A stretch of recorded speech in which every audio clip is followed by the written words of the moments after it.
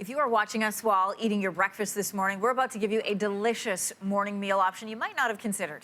If you're into bread and cheese, you'll definitely be into this morning's nano paneer. Joining us from Banu Iranian Eatery and Commissary is Samira Mohyeddin. Good morning to you. Nice to see you, my friend. Hi, Anne-Marie. I miss you. I miss you too, but it gives me a chance to see inside your lovely shop there. Tell us about this cheese plate. It is a Persian version of basically a cheese platter, correct? Exactly, yeah. So this is a very simple cheese platter. It's called nano paneer, which translates to bread and cheese. And then you can do a sort of variation on the theme of. What we're doing today, though, is I have some basil, mint, and tarragon, which I have washed off and taken the stems off of. And then here I have some sour cherries from St. Catherine. Here at Banu, we make our own sour cherry preserve. And I've got some walnuts here. Now, what I've done with these walnuts is I've brined them in some salt water overnight. When you do that, it really brings out the flavor of the walnuts, and it gives it a sweet sort of tang to it. And then here I've got some cucumber, which I'm going to cut these up into 1/4 inches. Samira, you've done that trick that my mom used to do with cucumber where you like peel it in stripes so that when you cut it up, it looks extra fancy around the edge. It looks really nice. And then also it just has less skin on it. You know what I mean? Mm-hmm. And so I've got some cucumber here. And then this is the star of the show. This is some Lighvan cheese, sheep's milk cheese. It's Iranian, for lack of a better word, feta, but we call it Lighvan. And what you can do with this is, if you don't or you can't find Iranian Lighvan cheese, you can substitute it for Bulgarian feta or Macedonian feta. So it's quite creamier than Greek feta is. And so what we're going to do is we're going to start to assemble this platter.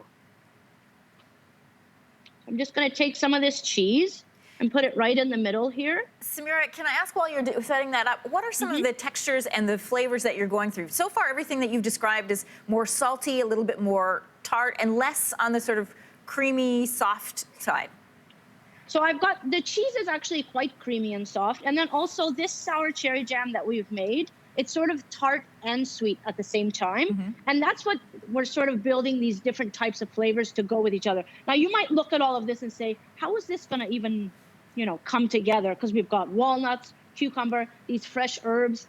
And so what I'm going to do is I'm going to show you how to make the perfect morsel after we plate this platter first. So I'm just going to put this cheese here, and I'm going to start building my little cucumber tower.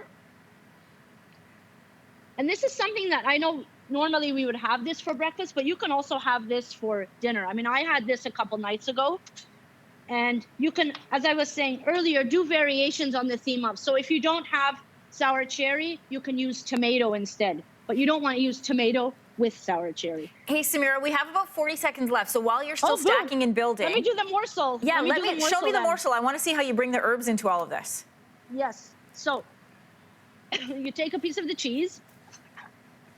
You're going to put that on. Then you're going to take some herbs.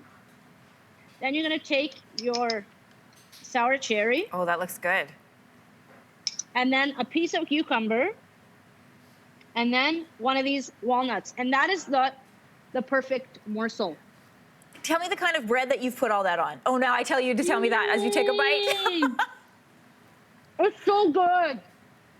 Oh, this is barberry bread. So it's a nigella seed bread, Persian bread. And then this is sangak, which is bread that's made on very hot pebbles. And these you can all find up north at the Iranian shops. I have sour cherry dripping down my I can't see, but I'm so envious because that looks delicious.